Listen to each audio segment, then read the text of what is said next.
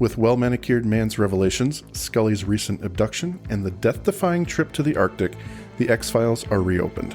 Mulder's quest is reignited, and Scully can't hide in her skepticism much longer. With a new determination, the agents try to locate an escaped alien newborn in the southwest United States. This is not happening. Welcome back, everybody. You are listening to This Is Not Happening, another X-Files podcast with me, Andrew, and as always, joined with my good friend, Mike. Mike, Happy New Year. Welcome to 2025. Happy New Year, Andrew. Good to see you. Good to see everyone in the chat. Thank you for showing up for our official live show. First show. Wow. We're going to be doing this from now on. Welcome, Which is weird to say because, of course, people listening to this later in a podcast, I mean, it is kind of technically live for them for the first time ever, but not live at the time it was recorded. That's true. But that's just quantum mechanics for you. Yes, they can enjoy it on their own time. Mm-hmm. They're not live. They weren't here when it happened officially.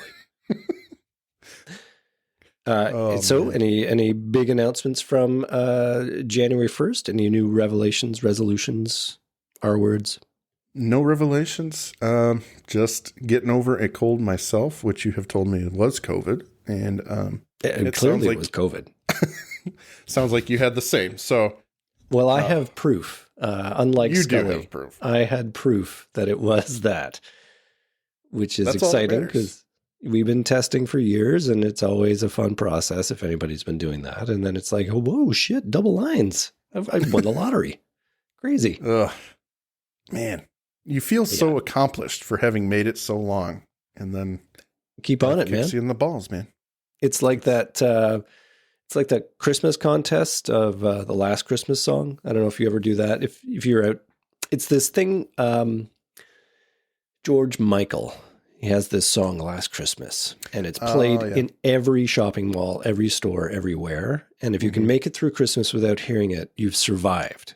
But if you hear it, then you're out. You're knocked out for this Christmas season. I failed that one too.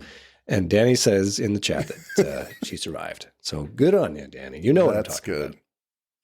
Yeah, I've heard a boatload of Christmas music, just like everyone else has, I'm sure. But I think I got all alive. I don't recall hearing that one. Wow. Maybe you're just inattentive, though. That's true. I mean, I try to tune it out as much as possible, as much as humanly possible. Fair enough. You're not an alien like X-Files or something would have you believe. No, I am not.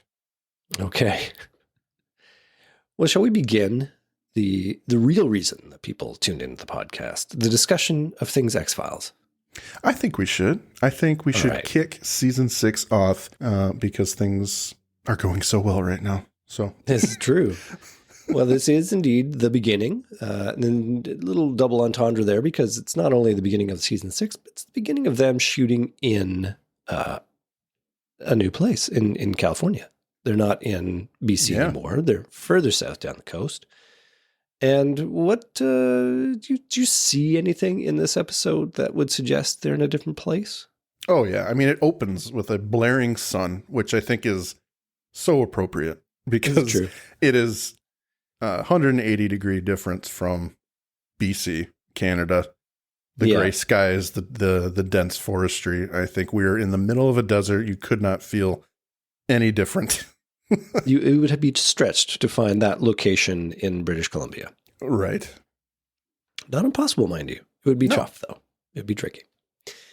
And, well, I'm not going to spoil it, but the connect to the nuclear power plant is delicious in this episode. I'm really looking forward to that moment.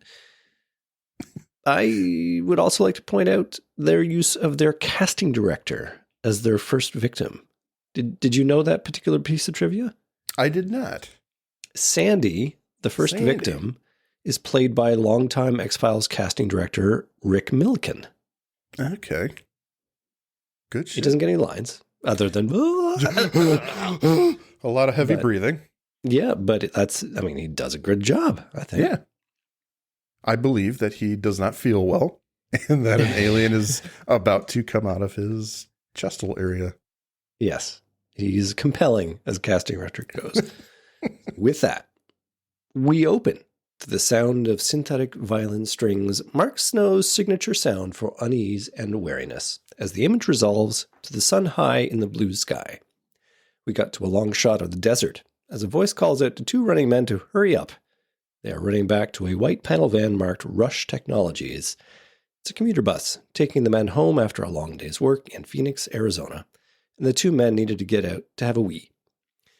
As the van drives along the highway, inside, one of the other employees, Sandy, appears to be in some kind of distress, which is lovingly ignored by each of his fellow employees, who assume he needs to go to the bathroom too. Sandy is sweating and shivering, which are sure signs that he is not long for this world. The van pulls up to his house, letting him out. He goes inside the house where he continues to shiver uncontrollably. He goes to the thermostat, pushing up the temperature to 80 degrees and then collapsing on the couch to continue to shiver uncontrollably. And I guess Sandy cannot afford a blanket on his salary because he just sits there while he slowly perks up. But things quickly go south for Sandy. He looks at his hand, which now appears transparent and gross. And I think it's a tip back to the movie, right? Because we saw people that were, it's been so long, I don't remember things. But yes, he's definitely a goner is the technical term. Mm-hmm. We cut outside the next morning as a delightful little tyke rides his bike past and drops off a newspaper. The music is delightfully playful as the Roush van drives up and gives a welcoming honk. Sandy's ride to work has returned to take him back to the office. From inside the house, we see the same bud from the van come out to collect Sandy, who has not emerged from the house. He enters, no one locks their doors here, and calls out for the Sandman, who does not respond. He loosens his collar due to the high heat of the house, looks around for Sandy, who does not respond to any of his hails. Eventually, Carpool Guy does find Sandy in the living room, but when he walks around to tell him, get in the hell of the van, he sees that Sandy's chest has seemingly exploded, a mess of gore and viscera. Ugh. He begins to run away, but he hears a presence and sees something horrifying. Back in the van, they're just waiting, but inside, a scene of gory violence plays out as a monster slashes, cuts, and generally eviscerates Carpool Guy. Cut to credits. So, there it is. Our first season opener. Our first episode opener in season 6. What, Mike, do you feel from this having happened? It's an exciting opening. I like the fact that we are right back in it from the movie. And yes, you would have had to see the movie to kind of understand a little bit of what's going on. But I do think it's a fair place to start. One thing I did want to mention, you asked, what could I do to decipher that this was a new location? If anyone has seen the show and moving forward from here, you will notice a much larger use of blood. So this is very much Hollywood at this point. So they got away with some things in this episode, and they're going to get away with something in the next episode. And that's one of the indicators. But so far so good. Really cool scene. They've had blood spore, they have bloody messes in previous episodes, though. Yeah, I just felt like it's a little bit more in your face, or in your chest, out of your chest. I don't know. Or out of your chest. Yeah. Well, I have 2 notes for this scene. And the first is that there's this puddle of water emanating from the lawn onto the street when they come to collect him the next day. Did you draw anything from that? Because I saw that and I was like, I don't get why that is. Sprinklers? I suppose, but no one else has it.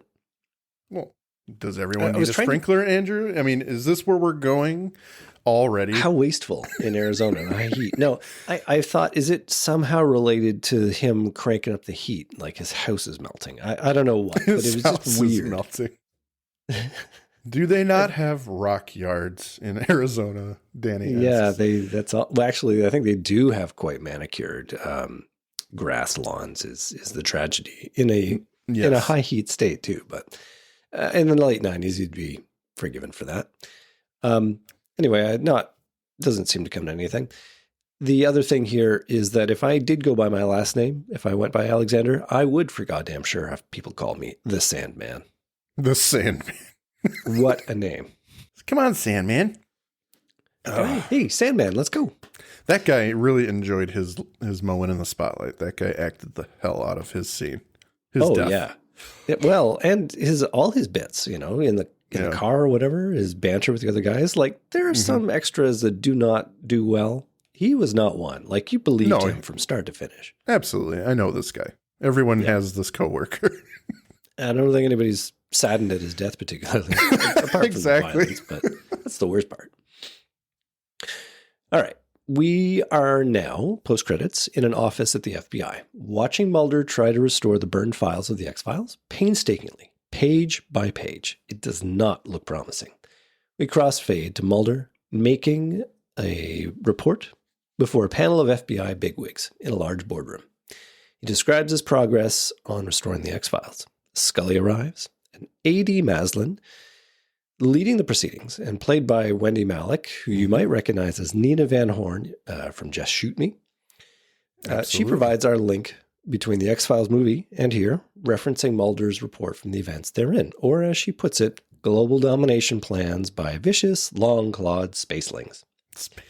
There's a nice dig with a reference to the movie Men in Black, but this intro does a great job of catching us up and setting us up for the first reveal. Conspiracy within our own government. Who are growing corn in the middle of the desert, which features pollen, which was genetically altered to hold a virus, which will be taken away by bees, whose sting transmits the virus, causing the growth of an extraterrestrial biological entity inside the human host. Which we will prove now that the X-Files have been reopened. Your presumption, Agent Mulder, is far greater than the case you make for that eventuality. I'm not sure I understand. You're here to justify your reassignment on the X-Files with little more than a rattle-trap account of high adventure in the Antarctic. Not to mention some very questionable travel expenses. Let us remind you that the FBI is not a school for science or for the grinding of personal axes. Now, hopefully, you will be able to present us with some material evidence to support a continued investigation. Agent Scully was assigned to the X-Files as a scientist, was stung by one of these bees, and was infected with this virus. She is here today with hard and incontrovertible evidence. Scientific proof that the virus she was infected with is, in fact, extraterrestrial.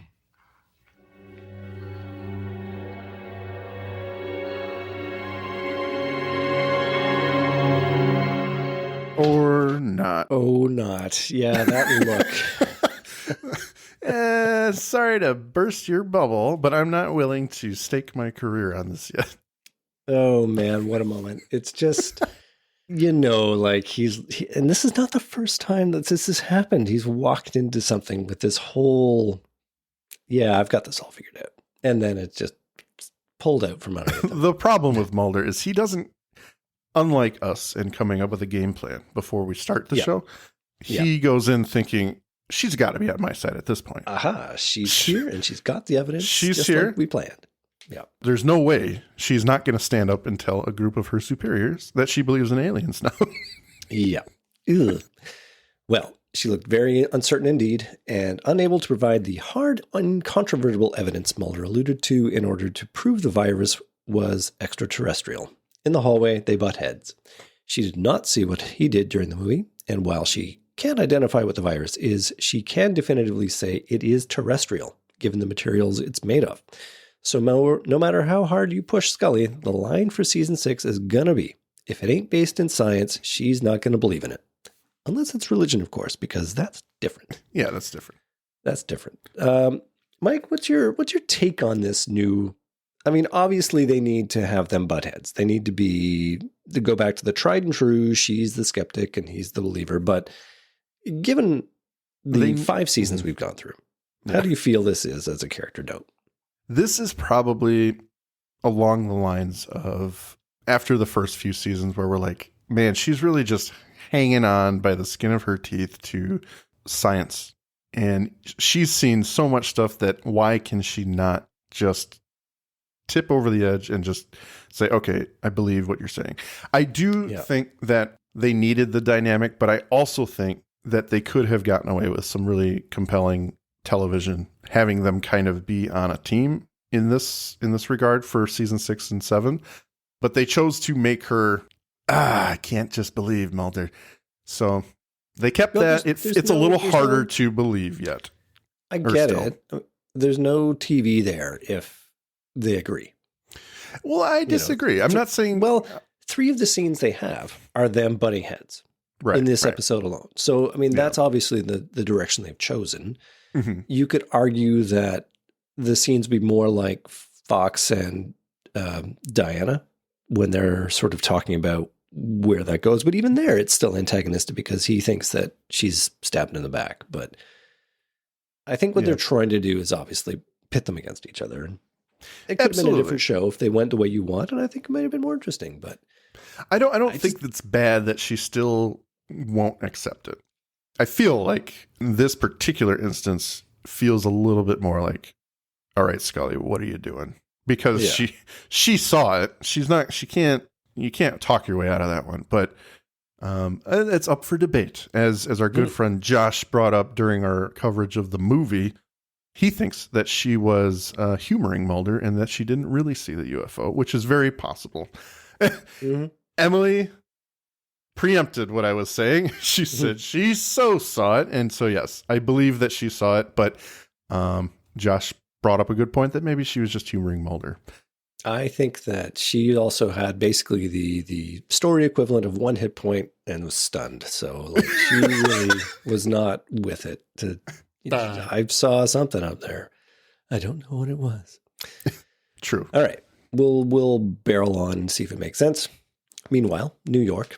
It's time to check in with the Syndicate, our shadowy conspiracy, from their midtown high-rise. The cigarette-smoking man is giving a briefing on the events in Arizona to the well-fed man and the other suit-clad men of the Syndicate. With wide-eyed amazement, they hear how pictures of the death of the Sandman were published in the press, but that CSM has covered it all up and is blaming it on, quote, a crazy Indian on the loose, unquote. More innocent times. Except the episode tips its hat to them by having CSM go on about how it's easy for the public to blame the indigenous population for anything they cannot explain. Fast forward 30 years, and you could probably do the same with illegal immigrants. Right. Yeah. I mean, anyone's missing dogs and cats? Anyone? Hey, you made up my case for me, but it's contemptible, but I like how it's awful. It's awful. They lean into it, as he's a proper villain for going there. Obviously. Believable. Yeah, exactly. So, the worst thing is that it's believable. But yeah, absolutely. I think they really could have. Okay, I need to get a little on my high horse here. It's such an obvious bad story, bad cover story. I mean, like, they literally walk in there and look at the claw marks and say, he did it with his bare hands. I mean, have you seen this picture? How do you tear out a person's inside with their bare hands? Like, at least go for a bear or something, giant bear attack. That would at least fit the circumstances. So I think the tongue is buried a little too firmly in the cheek for that one. Okay.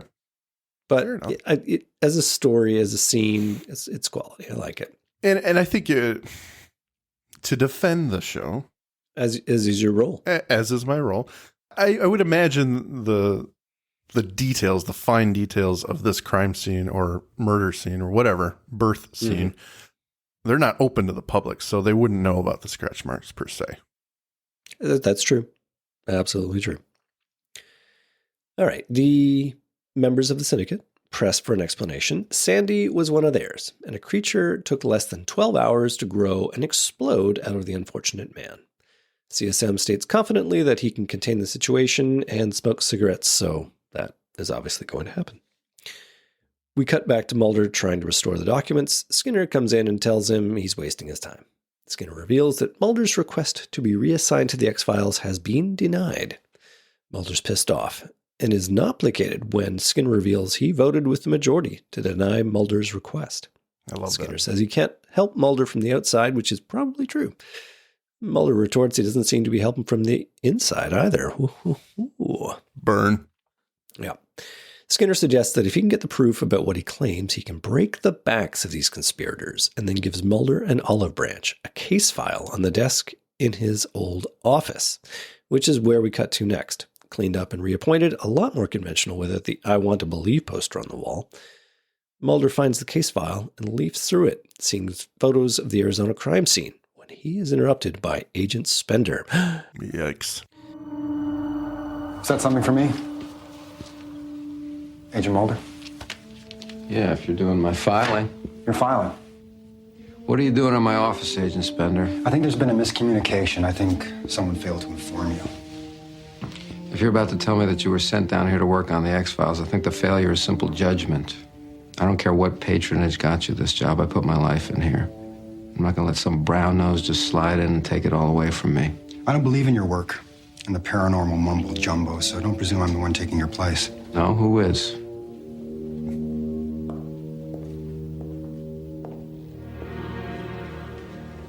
Fox? Diana, back on your feet. So that's the only way you could stab me in the back. Ooh, what a line. So, Mrs. yes, Diana Kensington. Fowle runs back in. Last saw Diana in the closer from season 5, The End. Diana Fowle, last seen there, and it's Fox's former flame discoverer of the X-Files with him. As the camera lingers and pulls back from these 2 new residents of Mulder's office, we see that the file folder which drew Mulder here in the first place has disappeared, taken away by our man himself. Oh boy. Big revelation there for you, the return of Diana Fowle? You were waiting for it. I mean, she was noticeably absent from the movie. And she had to come back somewhere. It's true. Who better to take over the X-Files than that backstabbing woman? Although we don't know she's backstabbing yet. We don't know yet. Well, we cut to a new location, a shadowy hallway in an unknown place. A man walks to the end of the hallway and looks through windows to a new room. It's the cigarette smoking man. Reflected in the window, a no smoking sign. And because he is the ultimate badass, he lights up a cigarette, starts smoking. He opens the door and walks in among technicians dressed up in full surgical apparel. He approaches an operation in process, cigarette in hand, smoke coming out his mouth, telling the head surgeon to get the patient bandaged and dressed, as they'll be going on a trip. Naturally, the surgeon objects, but CSM bats him down. It's either us or it's him. As the camera pulls back, we see that the surgeon is operating on a little boy, Gibson Praise, doing a little nip and tuck on Gibson's brain. Before I throw this to you, I have 2 asides here. The first... Okay. He can smoke with impunity to no smoking signs. I get that. But is the cigarette smoking man actually an idiot? Discuss. Yes. With all the dangerous oxygen tanks around. And it is not like they put that sign there as a suggestion. Well, I mean, I'm assuming the room has 100% oxygen in there. It's no smoking unless you are a big bad dude who can. You must be this bad wants. to smoke. You must be this bad or more. So yeah, well, it just wouldn't be a good X-Files scene if he wasn't disregarding some safety protocol. But it's not about safety. It's about convention. It is about the laws do not apply to me in your convenience. You know, it's not about other people's comfort. In this case, I think it is legitimately a safety hazard or something for everyone in the hospital. At the very least, Gibson Praise is there going in the midst of an operation. You probably don't want him to die. Right. Because, you need him. Well, he doesn't always think things through. I mean, I don't know if I agree with that either. I think he thinks pretty heavily about things. He overthinks things, honestly. Yeah. I mean, I think it would only be better if he literally flicked cigarette ash into Gibson's brain. Because I have no idea what they're doing with that character in that moment. It's like, yes. He just ashes right into his brain. I don't know. Give me a scene with the surgeon, outside. You pull him out of surgery and say, no, you need... Why are you pulling me out of surgery now? That kid's brain is literally in my hands, and then he can smoke all he wants and say, no, you're going to get him ready now. Yeah. But you got to give yourself some leeway here and there. Yeah. Sounds like something a doctor would say. Yep. Well, we cut to the crime scene in Phoenix with Mulder and Scully entering the Sandman's house. Scully reminds Mulder that they're breaking the rules, but this is well-traveled ground, what with them breaking into crime scenes they're not involved in. And we get an, why do I even bother anymore from Scully, which is pretty great. Mulder's excited at the novelty of the scene. We get more detail, seeing the heavy slash marks in the wall and distressingly the hardwood floor. Mulder digs out a piece of fingernail from the claw marks in the wall, handing it to Scully. Mulder works out from the forensic details that the deaths were hours apart, and that the first death was likely the birth of one of the alien creatures featured in the movie. Using his superpower, Mulder describes the event of the cold open.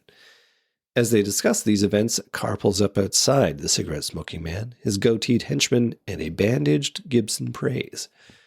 Gibson, using his mind-reading ability, says the creature was here, but it's not here now.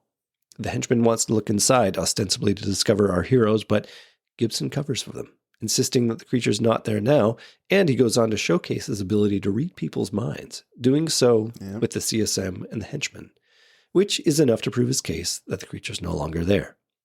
The car drives off just as Mulder and Scully finish their investigation and emerge from the house. Despite all of this evidence, even if it's not incontrovertible, it's not enough for Scully to believe it. Mulder is losing his cool, especially since he saw the aliens with his own eyes. Hell, he rescued Scully from the ship. Scully goes back to some quality plot points, throwing Mulder's own logic back at him. What does it take for this thing to come up and bite you on the ass? I saw these creatures. I saw them burst to life. You would have seen them too, but you were infected with that virus. You were passed out over my shoulder. Mulder, I know what you did. I know what happened to me. But without ignoring the science, I can't... Listen, Mulder. You told me that my science kept you honest, that it made you question your assumptions, that by it I'd made you a whole person. If I change now, it wouldn't be right. Or honest. I'm talking about extraterrestrial life alive on this planet in our lifetime. Forces that dwarf and precede all human history. I'm sorry, Scully, but this time your science is wrong.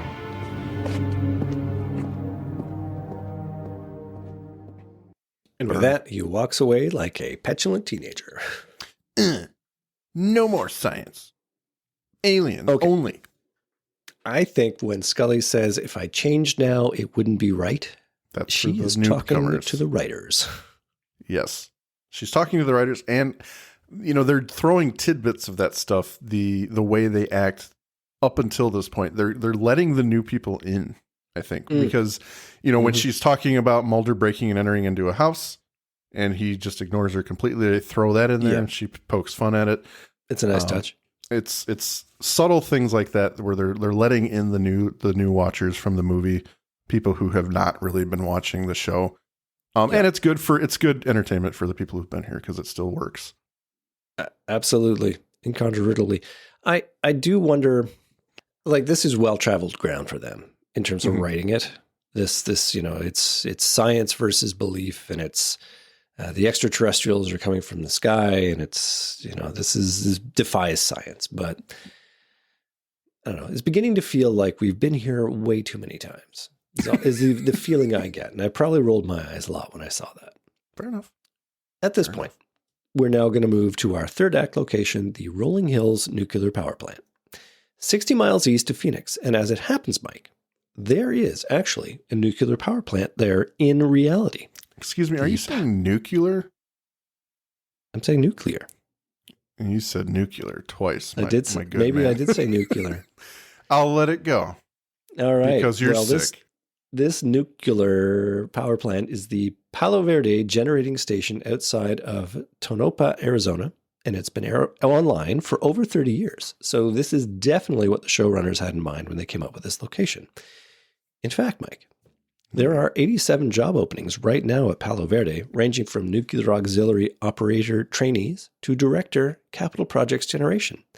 So if you have an interest in helping Arizonans generate clean, reliable, and affordable energy for 2.7 million Arizonans, why not have a look at their website and see if you might have what it takes to work at Palo Verde?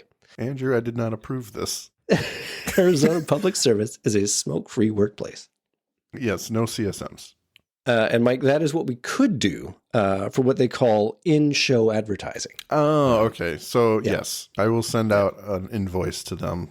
Just a few feelers, you know. We this to monetize the stream, as it were. Fair enough. Anyway, Rolling Hills Nuclear Power Plant. It looks like what you might expect: shadowy hallways, clanky machinery, men with hard hats. A man arrives at the control center to find another man having a nap with his feet up on the control panel. Wake up, Homer, he says.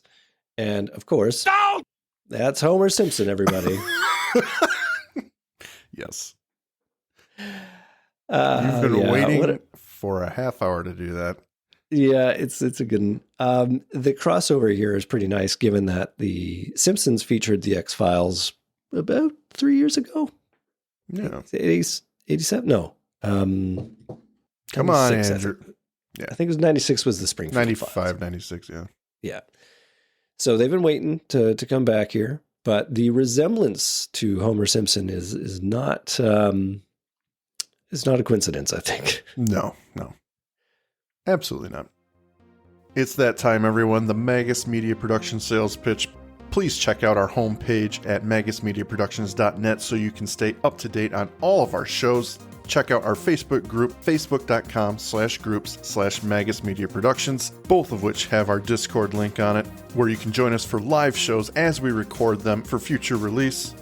At Magus Media Prods on X, our Patreon, patreon.com/MagusMedia, where a $5 donation will help us keep the lights on and bringing you new content, and you get some stickers.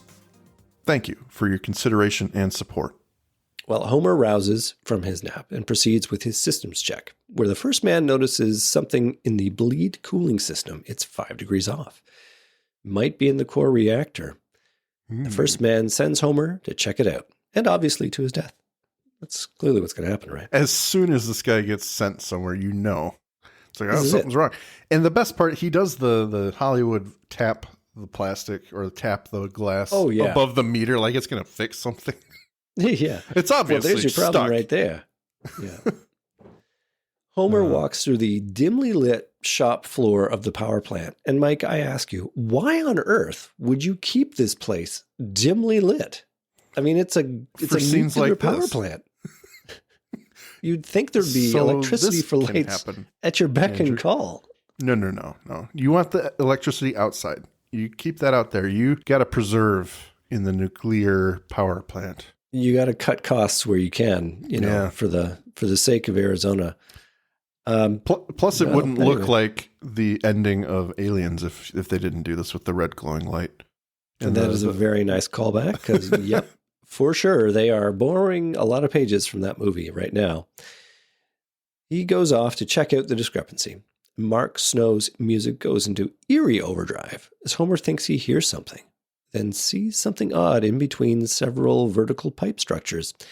He moves to look at it, squeezing himself between some pipes, and can almost reach it.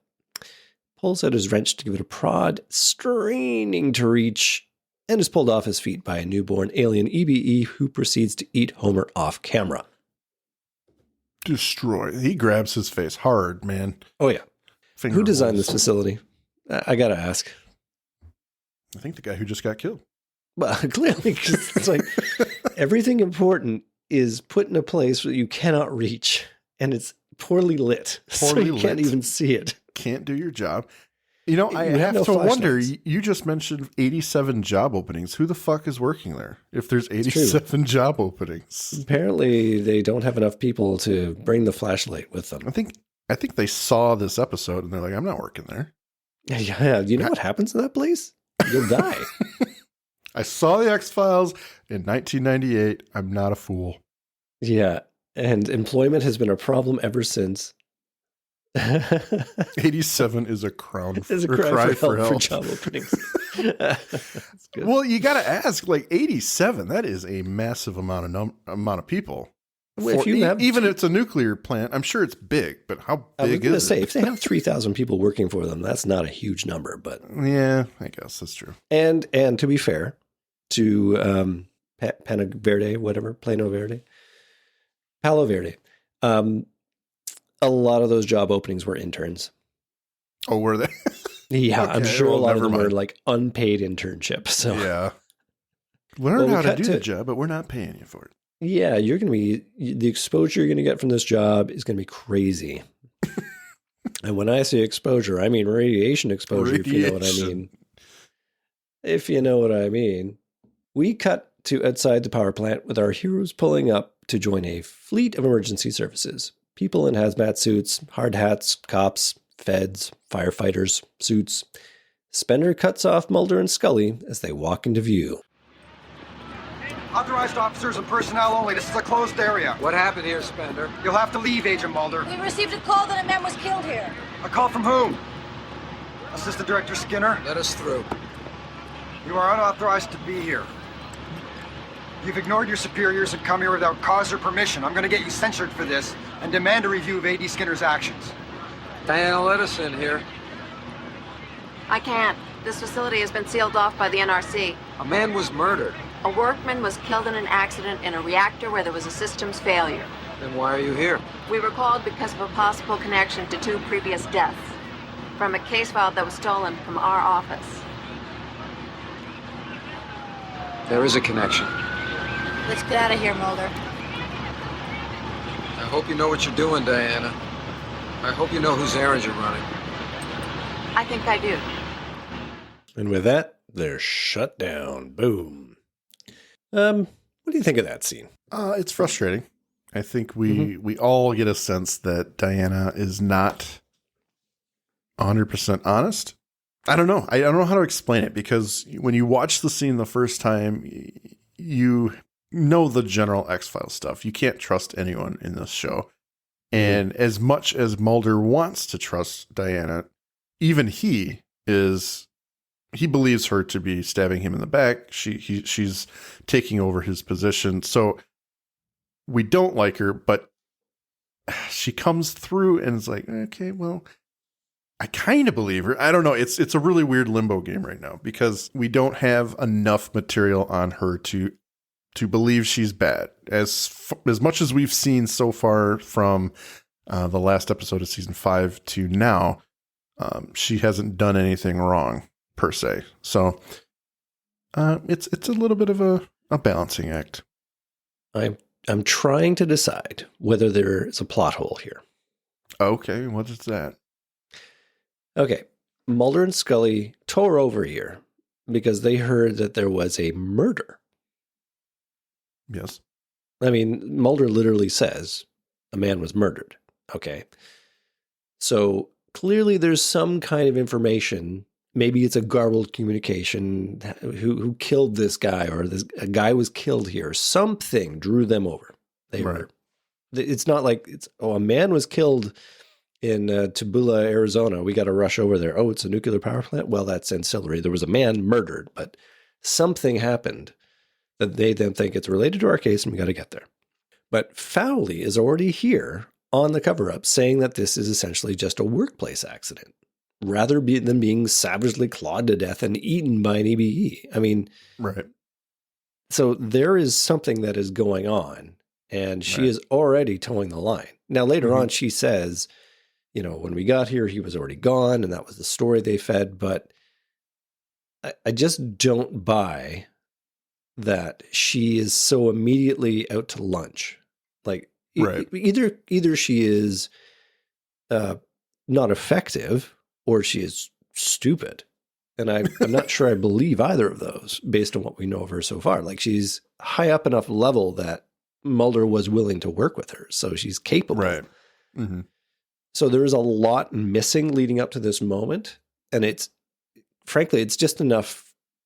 It's done because we don't have enough information. We have our heroes rushing over because they've heard of a murder. And if they had got them here another way, I've heard some chatter that there's something happening over the nuclear plant. Oh, okay, let's go over there. I might be okay with it. But this moment here is designed to have us butt heads between Mulder and Spender. And that's a fine interaction. It says a lot about Spender, and I can get on board with what he does. He's like, you're here without cause. Yeah. You're investigating X-Files, which you've been told not to do. So, like, you're going down. Like, if it was Mulder saying this to somebody else, you'd be like, damn straight, sir. Right. But in my mind, that is all, like, not relevant to the point, which is, why are they here, and why is Fowley so obviously guilty or something? Anyway, it's just, that whole line bothers me with what they've tried to do here in the plot. Well, and it might just be that we are supposed to be asking these questions because, ultimately we have to figure out what side she's on. So she is either running interference or she's a complete idiot. And I don't know that, like you said, I don't know that I believe that. So, well, this kind of echoes Skinner's line of, I can't help you from the outside. So she's going to great lengths to be on the inside. Yeah. And then there's the whole travel shenanigans that they got here from DC faster than Mulder and Scully did from Phoenix. But I guess they did a lot of investigating in Phoenix that we didn't see. I'll go with that. They were in their hotel room just trying to piece it together. I'll say this again so you can skillfully edit it and make it sound like I'm more smart than I am. So after this exchange, Mulder and Scully... than I am. I'll have to edit that too, sir. You'll have to edit it all in. After this exchange, Mulder and Scully turn tail and walk back to their car, where Mulder spies something in their back seat. They get in to see Gibson Praise has snuck into their car. He's unresponsive as Scully cradles his bandaged head in her arms, and the scene fades to black. Oh, Gibson. Episode over. So, blah, blah, blah, Gibson Praise is now there, and I actually accept that he could probably have skipped the CSM and the... Doesn't need a lot of explaining. No, that actually works for me. So, after the commercial, it's nighttime at the Camelback View Hotel. Scully is cutting off Gibson's bandage to the tune of Mark Snow's ominous strings. Gibson has some pretty gross scars and reads Scully's mind. Frankenstein, she's thinking. Gibson's wounds have become infected. He reveals his usefulness to the plot. He's connected to the EBE and can help the syndicate to find it. Rather than confirm this, of course, he's cagey and just throws it back to Scully's face. You just don't want to believe. And the agents step aside to figure out what to do next. Mulder wants to patch up Gibson and use him to find the EBE. Scully wants to get him to a hospital. Either way, Scully insists they need to keep Gibson safe because he is the proof, all caps and underline. And that's enough to convince Mulder. Outside, car pulls up. It's Diana Fowley. Of course. She's come to explain herself to Mulder. She's come to explain herself to Andrew. Yes, and more importantly, she's come to explain herself to the audience. I heard you had some misgivings about why I was in Arizona. I am not stupid, regardless of what you may think. I am not stupid. Andrew, she insists she's heading up the X-Files to safeguard the work. After all, she and Mulder discovered them together. Fowley reveals that she's clued in on the plot, that the EBE is in the reactor. So ostensibly, she's there to convince him to go on a snipe hunt. Mulder tells Scully to take Gibson. Mulder's going to find this thing. And so Mulder and Fowley go off together so she can drop some major exposition for Mulder and therefore us. They got the call after the body was discovered at the reactor. The Nuclear Regulatory Commission people were in constant contact, but when Spender and Fowley got there, the body had already been removed, and she didn't know by whom. Mulder speculates with his superpower that the EBE is attracted to the nuclear power plant for the heat, aiding it in its growth. Meanwhile, Gibson is checked into a hospital by Scully, with a young Benito Martinez playing the orderly who takes care of Gibson. Gibson laments that they're going to run more tests, and he's nothing more than a lab rat, which is basically true. Yep. Shame on you, Scully. Shame on you, Scully. Oh, she feels major bad at all that. Back at the nuclear power plant, it's a late night as Fowley and Mulder break in, running past pipes which billow steam and generally add to the whole bad mood.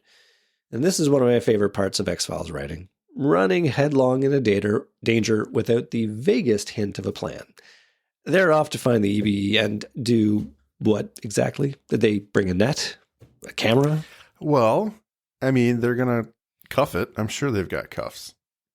They probably have regulation cuffs. That's right. That'll stop a crazy. It's going to work. Indian. I don't think they have anything to worry about. And quite honestly, they're not there to do any harm to the alien. They don't have evil plots. So maybe the alien will be like, oh, nice people. I mean, this is... I just hate this moment where they're going into it without anything. And later on, they're going to lament that they didn't have anything to go into it with. You know, it's like you probably could have taken a camera to take pictures, or you could have taken a bag to store the skin sample of the thing. You know, it's like, right. There's all sorts of things you could have done other than go and find it. I mean, but it's all about the seeing it, Andrew. That's That's what the show's about. The seeing of it, so the audience can see it. But how often is Scully saying she needs... He does need... so... Danny calling out your logic. A bag to transport skin I don't know samples. if I could get this high-tech equipment of a bag. That sounds pretty ridiculous. Scully's been going on and on about she needs evidence. And true. They know how dangerous this thing is, right? So they're just going to walk in with their eyeballs in their hands. I mean, just all sorts of things wrong. And they're going into a nuclear power plant. I'm no nuclear technician, but I think that they're probably pretty dangerous. I'm going to let it go because you're sick, sir. Okay, that's fair. That is what I'm going to go with. Nuclear. Liar. So they're off to find the EBE. They walk through the shadowy and completely unsafe environment of the plant, wandering through the upright pipes as they enter the crime scene. Above the core reactor, I think that they're going to get nuclear poisoning as a result of this. Nuclear poison. Is a faithful replay of Aliens as Mulder spies goo on the floor. Fowley thinks it's organic. Mulder thinks somebody's had the flu. Yeah, they could have taken a sample of this stuff for later, too. There's so much. He could just put it in his pocket. You think I'll analyze my hand later. I touched it after all. It's got lint all over it. You know, I licked it, so it's in me. I got it to analyze. There's nothing like a pocket skin sample. You got to bring those back to the lab. There's really you don't need quarantine procedures. You don't This need is the 90s. storage. Science is a lot more flexible. Yeah, you don't need like super fancy coolant containers to carry skin and bio tissue back to the lab. It's going to satisfy Scully, damn it. Pocket skin samples is the way to go. The two wander further into the area until Mulder spies Homer's wrench, abandoned on the floor. As before, Mulder also reaches his hand into the abyss, trying to grab for something which just doesn't belong. His fingertips trail across it, and he recoils in horror, complete with a jump scare music sting, but it's not pain, it's just gross. He reaches again, managing to pull out a hunk of skin? Something. Clearly not useful evidence. Or you might think to take it with you. Scully chooses this moment to call, giving us yet another jump scare. Scully relates that they've done blood tests on Gibson. That is evidence of the virus that Scully was exposed to. Neither of them knows what this means, but it's a good excuse to bring the camera back to the hospital. We linger over Gibson, whose eyes are open, and we see the evil henchman appear in nurse's scrubs. Clearly, he's up to no good. After a commercial, Scully freaks out at the sudden disappearance of Gibson praise, and even a sexy Benito Martinez is not going to be enough to placate Agent Scully. Do you have a crush on this guy? Dude, who doesn't have a crush on that guy? I guess I didn't put much thought into it, honestly. I don't know. You haven't lived, I guess. That's true. We cut to an ambulance screaming down the road, driven by our evil henchman, Gibson in the back. In screaming defiance of time and space, the two of them arrive at the nuclear power plant where Fowley and Mulder are going to spy on them. I don't know, I guess that Fowley and Mulder have been wandering around the plant for hours. And now we get a cat and mouse chase sequence of Mulder and Fowley chasing after Gibson and his evil minder, complete with a musical sequence that feels a lot more active than it has a right to be. I mean, you can argue with me it's not the right music, but it just feels like... No, I can see what you're saying. It's bingy banging, and then horns and flash and zing and zang, and they're going up and down ladders. Fantastic and exciting chase scene. No. They're just watching. Of a man hobbling a small boy along. Okay. People working mindlessly in the lab. No, there's nobody here. It's just them. No, it's not. There are people there. Oh, the staff. You can see through the staff in the window. Yeah, they don't notice anything, apparently. They're all homers.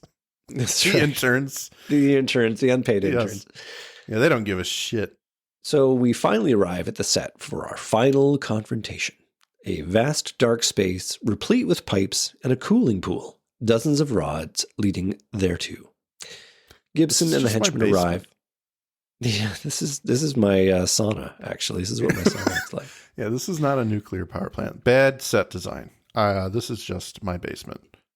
Listen, from my admittedly layman knowledge about nuclear power plants, if this is one that uses nuclear fission rods, then these are pools which are used to absorb the heat that is generated from those nuclear emissions. And it would make sense that this extreme heat is what has drawn the EBE. Yes. Again, not a physicist, but I would imagine it's not a safe place to be. I imagine that's like you walk in there for 30 seconds, you get your full lifetime's dose of radiation, and any longer than that, and you're a goner, basically. But it doesn't seem to matter to Henchman and Gibson. No. I mean, it's just a humid day in there, You feel like you're in Florida when you're in this room. Either that or he's really committed. Yes. All right. So take us home. Gibson declares that it's here, somewhere, as the henchman pulls out a pistol. And this is the tool that you need to solve the job, is a pistol. You could argue that he's better prepared. Arguably, he's as prepared. He's as prepared. They probably have guns of their own, but he has his drawn. And he has Gibson. He has Gibson. Has at least some vague idea of where the bad guy is. The steely grip on Gibson's shoulder, they walk past a strong door, and Mulder appears at its window, knocking on it and generally being angry that the henchman and Gibson are on the other side of this door. He knocks on the door, I guess, trying to cajole the guy into opening it. I really don't know what he expects is going to happen here. So, in other words, he's making a lot of fuss for no real expectation of action. And I think that the henchman's actually doing him a favor by keeping that door closed. Again, it turns out previous paragraph on radiation. Yeah. Fowley chooses this exact moment to run away to look for another way inside. Spoiler, there isn't one. And the EBE chooses this moment of distraction to descend upon the evil henchman, with Gibson ominously intoning that he told you it was here. The EBE converts the henchman into a bloody mess, leaving Gibson's fate untold as an alarm klaxon begins to sound. Workers of all kinds arrive, fronted by Diana Fowley, who holds Mulder at gunpoint. And we fade to black. Oh, no. No. Later, we are returned to the panel of assistant directors, led by Maslin and not attended by Skinner, where Maslin drops her verdict. Mulder and Scully are to cease all material association with the X-Files and will now report to Assistant Director Kirsch. Things look dire for our heroes. What did you think of that introduction to Kirsch? Looks like a nice guy, right? He looks like a nice guy, but you were waiting for the shoe to drop. There are moments in the X-Files where you feel like they're getting away with way too much.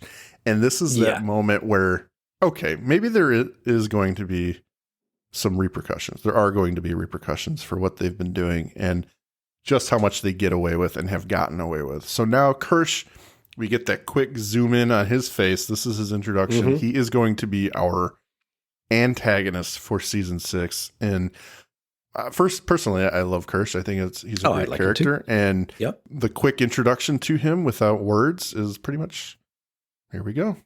It's on now. They're rebooting the boss character. Yeah. I mean, they're not getting rid of Skinner. No. They're giving Skinner a little bit more agency, but I like going back to, oh no, there's going to be some accountability here, because that kind of makes sense to me, especially with the story they've written.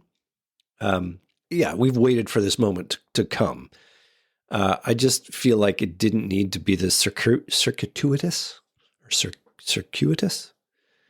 But anyway, we're here. Yeah, we are here. Yeah. Oh boy. We crossfade from Mulder's face to Spender's. Spender is being paid a visit by the cigarette-smoking man, who congratulates Spender on his work and is very ominous about Mulder's future. He's on very thin ice now, you know. Mulder will be back. As long as he lives, he won't give up. Well, there's solutions, of course. Simple but extreme solutions. I've used these methods. They have their place. But not here.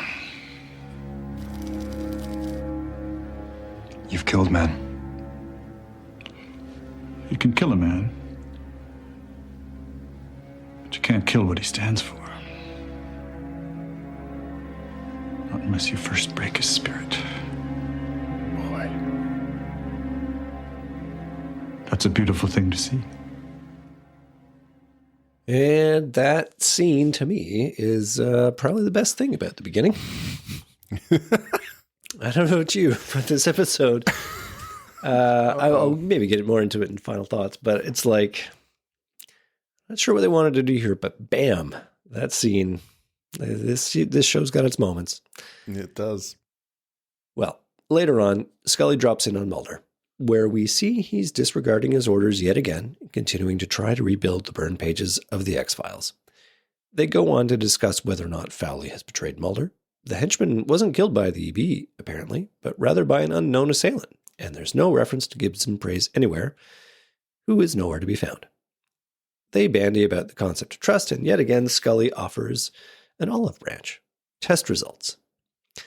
The DNA from the claw nail they found in Arizona is a match to the virus in Gibson Praise, and more importantly, it's not just DNA that's within Gibson, it's DNA that's within every human being, which Scully calls inactive junk DNA, except that in Gibson, it's turned on.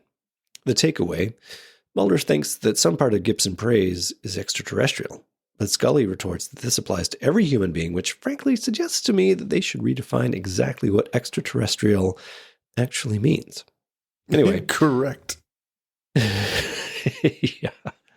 Danny disagrees. End of scene with a lot left hanging in the air. We fade out of that scene and back into the nuclear plant, where Gibson is apparently living on lost Twinkies and nuclear fuel water as he stares into the cooling tank. Deep in the murky depths, our EBE lingers, shedding skin until nothing is left but the perfect form of an alien gray. Credits. There it is. Mike. We are officially into season 6. Please give me your final thoughts, Mike.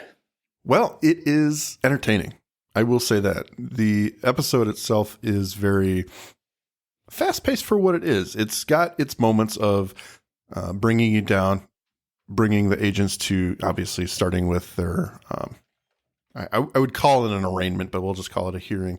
They are being kind of given a slap on the wrist for the way they've behaved and for things that have happened during the first 5 years of the show and the events of the movie. Now, I do like the dynamic they're setting up. They're setting up Mulder and Scully versus Fowley and Spender. I kept on calling her Fowler in my notes as well. Yeah. Okay. I like that dynamic. And honestly, I really wish they had given like an episode or two to Fowley and Spender to kind of see how they could play with that kind of stuff. But they didn't go there. That's okay. The episode as a whole, I enjoy it. It gets newcomers kind of a taste of what the show's about, and it keeps us entertained. Now, are there problems, Andrew? Of course there are problems. What? How dare you, sir? I think we have gone over those. No need to dwell on them. What I will say this episode has going for it is we do feel like it's progressing in terms of the mythology. There is the new... the fact that the aliens are gestating inside the human hosts, that is a new element. And they do run with that one in this episode. The other than that, what I think it has going for it is leaps and bounds better than season 4's opener. And season 2's. And season 2's. So probably the worst opener of all time. I think it's exciting enough. Enough is happening. You don't really question anything that like unravels the episode. You know, I know how there are problems and you've mentioned those, but I don't think any of those things really are detrimental to the story that's being told. So overall, it's a good episode. I enjoy it. Okay, that's fair, actually. I accept those. And especially if we're going to rank it in context with other mythology episodes or season openers, I would agree with your assessment. I think that there are some things which stick my craw a little bit about this episode, but I mean, like a dry Christmas turkey, I can get it down with enough cigarette smoking man, awesome monologue scenes that I'm like, you know what? Okay, this is enough there that it works for me. So, my final thoughts. As with all season openers, they really try with this one. The audience has been waiting months for a big show, and the team doesn't disappoint. They fill it with a bit of everything. All your favorite actors are here. The only ones really missing are the lone gunman and Mrs. Covarrubias. That's fine. Chris Carter has even learned a few tricks from Howard Gordon in that if you move the plot fast enough, the audience does not have time to ask questions. There's a lot of exposition in this episode. They valiantly try and reconcile the transition from season 5 to season 6 with a blockbuster movie sandwiched in the middle. Yep. And I really like the references to their wild adventures in the Antarctic. Like the television show doesn't really believe what happened in the movie, but then the show rewards the viewers who saw the movie by referencing those events, and it gives enough context for the viewers who didn't. For me, they did enough of a good job there to make it hang together fairly well. But it's a bit much. And they just had so much to pack in there. And this is the classic problem of most X-Files episodes that don't resonate to me, is they have to do so much in a short time. I find when they let the episodes breathe a little bit, we find ourselves really enjoying them. But for this one, there's just so much happening that you just have these moments where it doesn't work somehow. They've lost something for me. It's all a bit much. I'm a bit doubtful it makes its case satisfactorily. And especially the decision to cast Scully in this role of it's all science or nothing when she's thrown into some of Mulder's cases with a hell of a lot less evidence. In the end, she does choose to follow, which is saying something, but really, this episode is about getting to the finish line of putting a bow around the movie and letting the show get the hell on with season 6 already. There. Fair enough. That's the episode according to me. And that works because I think you're right in the sense that they have a story that has a Hollywood movie in the middle of it. So you can't, to ask someone to come into this fresh as a virgin X-Files viewer in season 6, it's probably unreasonable. But at the same time, I think they did enough in this episode to make it so that they could follow what's going on. They don't need all the mythology as a backstory to understand anything that's happening in this episode. Yeah. What they see is what they're getting. They see a man in distress, an alien birth, and they're hunting this alien for whatever reason. If you're coming into this not knowing the show, you can put that together, and I think it would be entertaining. But obviously this episode would be better if you watched everything back to back, where you go from the final episode of season 5 to the movie to this. I think it would make more sense. But other than that, I still think for what it is, it's a pretty good episode. Not I like great. that caveat for what it is.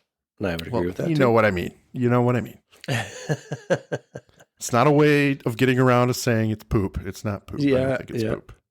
So shall we mention a few listener comments? Because there were a bunch this week. We shall. Let me pull those up. Well, seeing as I happen to have them pulled up, I'll start with our very first comment from Emily Messenger, who, without a doubt, says, I hate the beginning. It undoes so much of what happened in the movie and makes me want to knock both of their heads together. Wow. Okay. I like the unabashed reaction. That was very, very good. I mean, that's fair. One could argue that the movie itself was a rewrite of the mythology, at least at parts. So we have to kind of decide whether or not they're actually sticking to that. I will say that, and I'm just talking off the cuff right now, I don't think they really bring back the alien gestation ever again, which is surprising because they made such a big deal about it. They go back to a lot, yeah. Yeah. Correct me if I'm wrong, people in the chat, but I don't think they really come back to that. And that was a huge plot point in the movie, which is new information to everyone who'd been watching the show at that time. And it was also new information to the Syndicate. They didn't just pretend like they knew all along. I do think there was some kind of landmine stepping there where they're trying to introduce new and exciting stuff without just completely obliterating the mythology so far. But what you gonna do? Next comment. Yep. I let Emily, and I mean, I could just as easily read Liza, where she replies saying, "It is the worst." Well, Liza's comment, Space, which is at least as shitty all on its lonesome, which is also an accurate statement. So I will go with Olivia. I wish in the beginning they wouldn't show so much to both us and Mulder and Scully. Some more mystery might have kept the mythology arc more engaging for longer. I don't think we need to know straight away we are dealing with the same alien species from the movie. And I know not believing is Scully's thing, and that she sort of addresses this at the end of the episode with the junk DNA maybe meaning we're all part extraterrestrial, but Scully banging on about only being able to believe in the science is frustrating. She doesn't know all science, and she is aware that science and scientific understanding is ever evolving and that there is so much of the universe we can't comprehend with our tiny, underdeveloped human minds. I get her being closed-minded when it comes to faith, but science, after this many years on the X-Files, Mulder blindly trusting an X, however, is very believable. Good comment. All good points. Comment. Yeah. I think if they were going to go there, what they needed to do was take it even a bit further. Like, if that's the line she's willing to draw and explain that point, then really what she's doing is saying, I can never afford to believe because that's mentally too far for me. And I will throw up as many walls as possible. It's like the skeptic who needs to have a psychic phenomenon demonstrated to them, but will always find a way to rationalize it away. Like, there is never going to be the miracle which will convince them because there is always going to be some explanation which can explain it. So in that vein, if you want to cast Scully that way, then do that. But don't give me this sense that, Mulder, you're my friend, and all I need is the proof. Because it just feels like gaslighting at that point. It's like, well, you just need to give me the right proof and I'll believe you. So it almost feels like malicious. But that's not how they're writing her, obviously. They're writing her as a compassionate friend. You know, you told me that you liked my science to keep you level and, you know, it'd be wrong for me to change. I think she needs it as much as he does. She can't bring herself to believe. And it is frustrating. And we touched on that in the beginning. You know, is this still believable at this point? And I think the consensus is no. I think she needs to just let go. Well, and as Danny points out in the chat, sometimes you don't have the explanation now. And that doesn't mean there isn't one. Right. I would go on to say that there's a hell of a lot of evidence, Scully.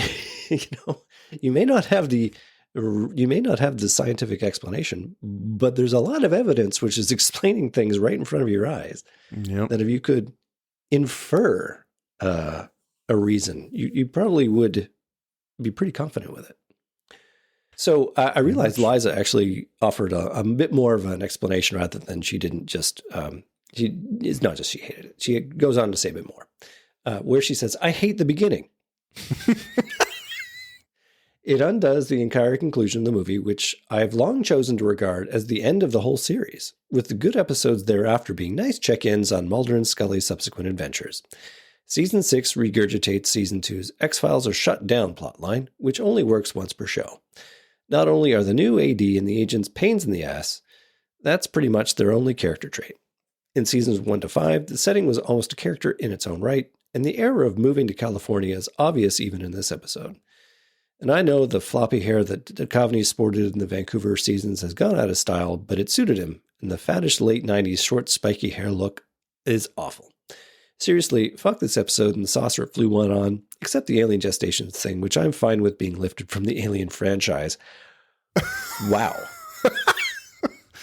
That's somebody who really didn't like the beginning, and I thought that I was on the fence about it.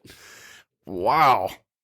Yeah. I mean, it's hard to argue with certain things, and I think there are very good points. I don't have...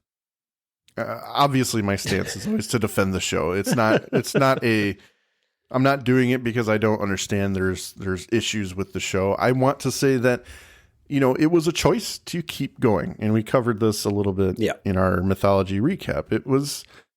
They were paid to keep it going. It was supposed to end with the movie, and they would continue with subsequent movies, kind of to continue the mythology and probably end it down the road somewhere. But I mean, they had to do what they had to do. I can't really fault them. It introduces us to Kirsch, and I like Kirsch. I think he's a wonderful bad guy to hate. And yeah, I mean, to say that the X-Files sucks after this, I would disagree, but to each their own. Yeah, there's always the eye of the beholder kind of thing. So go with that. I can understand the frustration. I can understand kind of having them scramble to make another complete season and get this going and get it written and make it something that we can just kind of soak in episode by episode. But that does cause problems, and obviously there are problems. I'm intrigued by this idea that it ended on the movie and that season 6 is kind of a rehash on certain points. I wouldn't go that far. Well, I mean, it certainly doesn't end satisfactorily in the movie. So, I mean, if we're going to go with that, then there's a problem. You don't feel satisfied after the end of the movie? Oh, God, no. Why am I even asking you that question? I don't think I hid those beliefs in our discussion of the movie. Yeah. I guess I just blocked that out of my mind. You might have blocked it out. Anyway, I think that we have done a very good job of exploring the beginning, season 6, episode 1.